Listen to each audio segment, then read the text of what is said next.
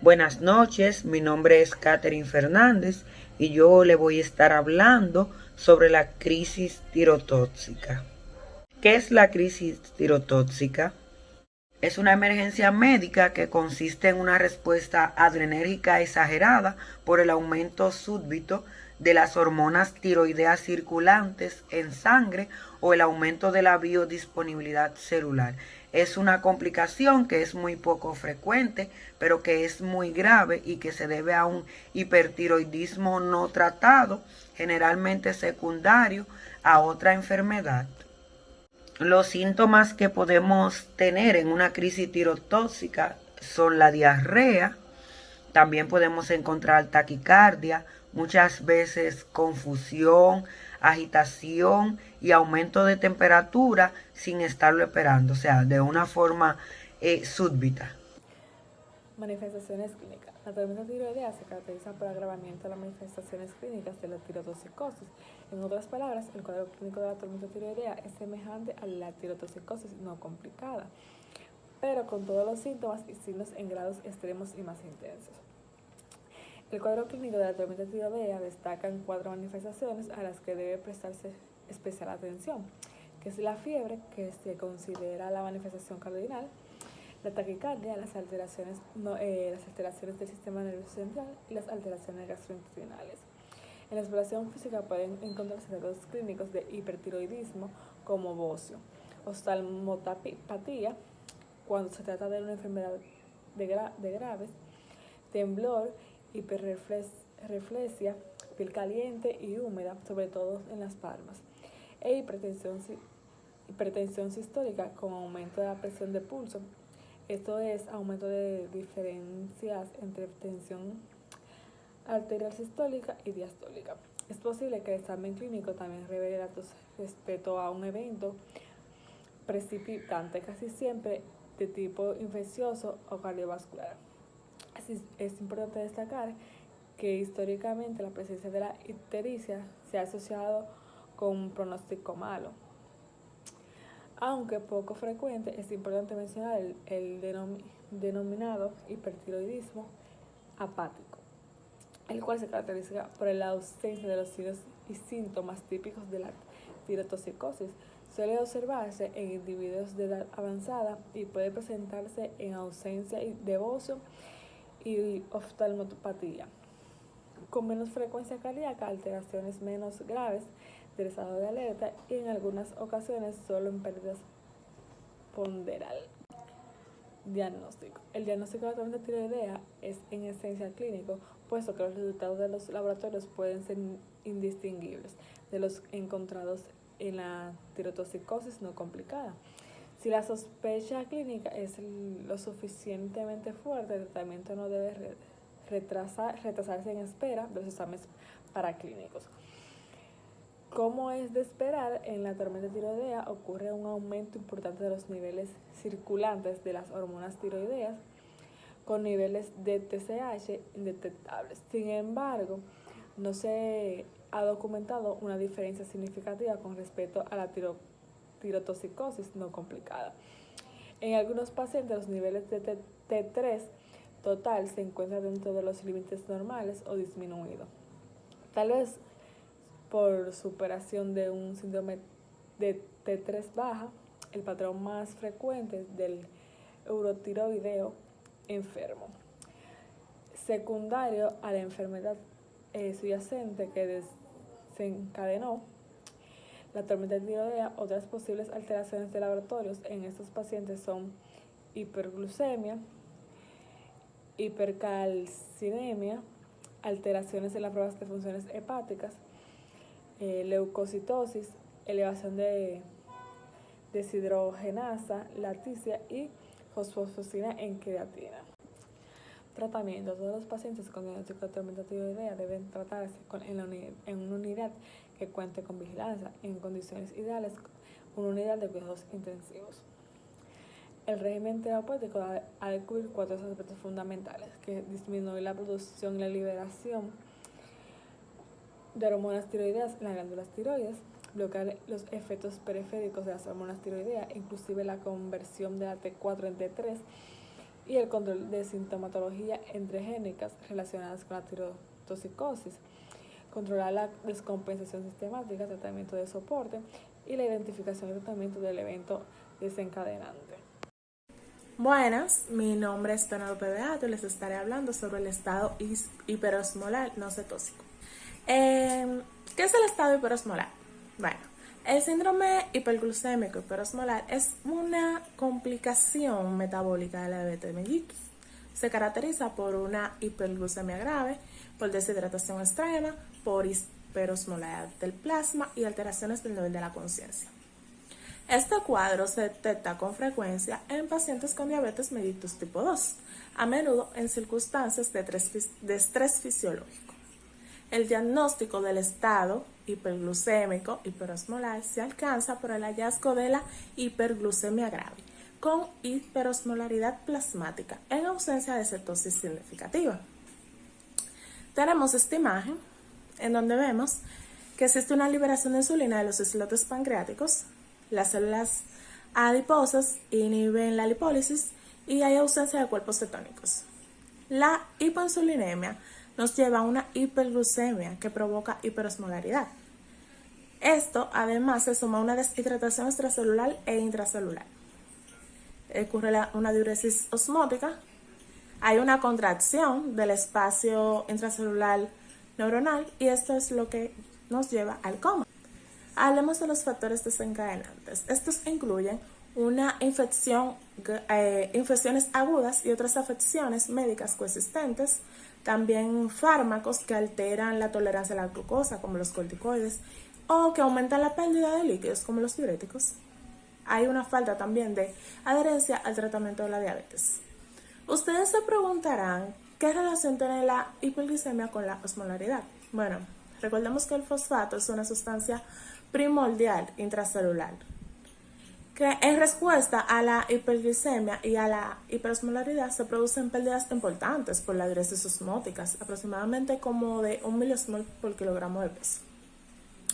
No se identifican cetonas en la sangre, por lo que la concentración de insulina presente en la mayoría de los pacientes con diabetes mellitus tipo 2 es adecuada para suprimir la cetogénesis. Como resultado de la ausencia de síntomas de acidosis, la mayoría de los pacientes soportan la deshidratación osmótica que ocurre durante este periodo, que es un periodo bastante prolongado, antes de consultar al médico y en consecuencia la glucemia y la osmolaridad sérica están típicamente mucho más elevadas que en la cetoacidosis diabética. Los signos y síntomas.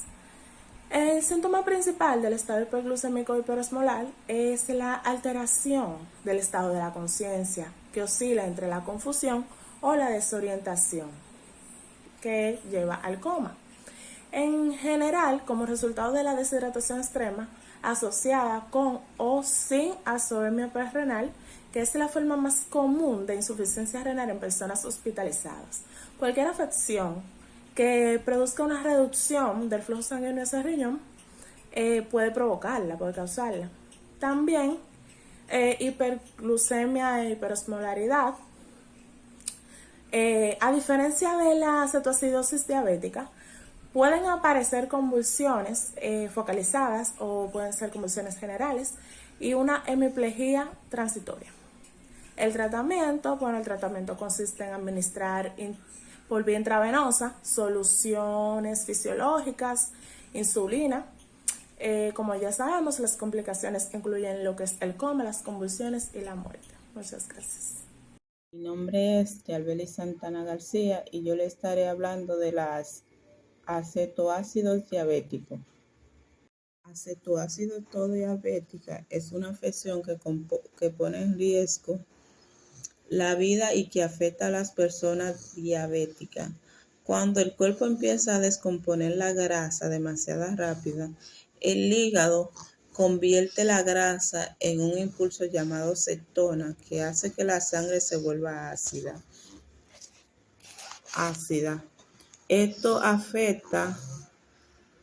Esta afección se desarrolla cuando el cuerpo no puede producir suficiente insulina.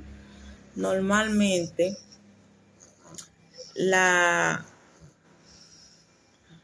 Normalmente, la insulina desempeña una función crucial en el paso de la glucosa. Esta, como ya sabemos, es una fuente de energía para los músculos y otros como los tejidos y las células. Por eso es que es tan importante esta insulina. Entre las causas, la causa La causa es la producción de insulina en el cuerpo es tan baja que la glucosa no se puede llevar a los glóbulos rojos para ser utilizada como un impulso. El hígado fabrica gran cantidad de glucosa en la sangre. El cuerpo descompone la grasa demasiado rápido y es por eso que estas son las principales causas del acetoácido diabético. El acetoácido diabético se puede clasificar en leve, moderada y severa. En el parámetro tenemos la déficit del volumen. En la leve es de 3 a 5%. En la moderada es de un 6 a un 10%. En la severa es de un 10 a un 15%.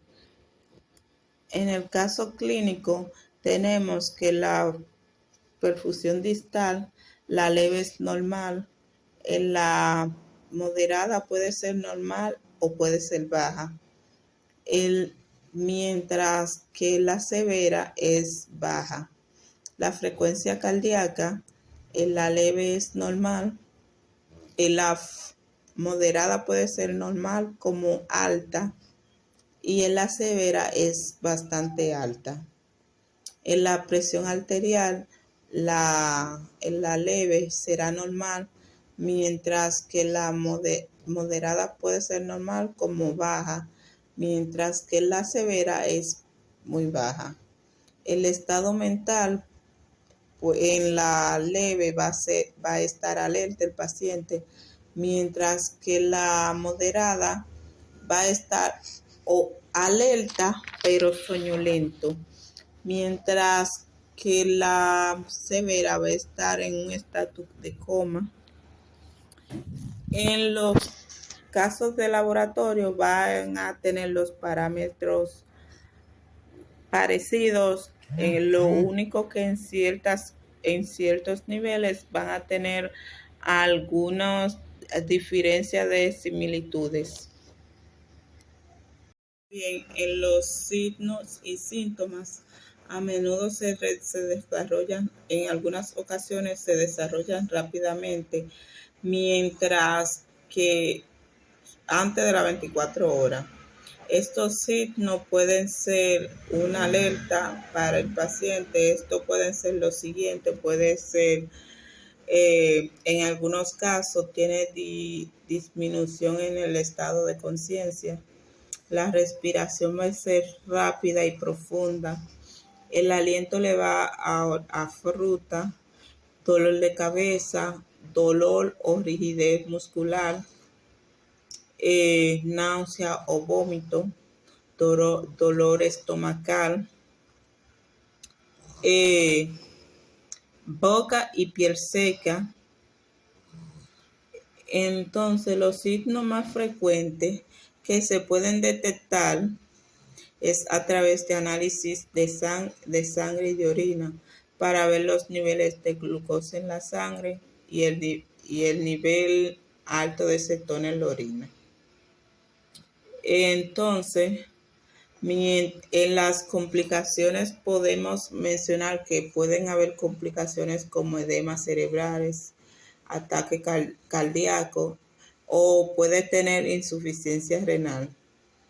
En cuanto a la prevención, esto se puede prevenir recomendándole al paciente los signos y síntomas que lo tengan pendiente.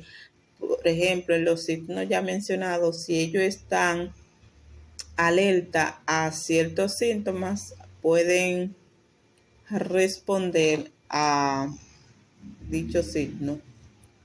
Se debe hacerlos y el paciente también debe de aprender cuándo hacer un examen de la cetona.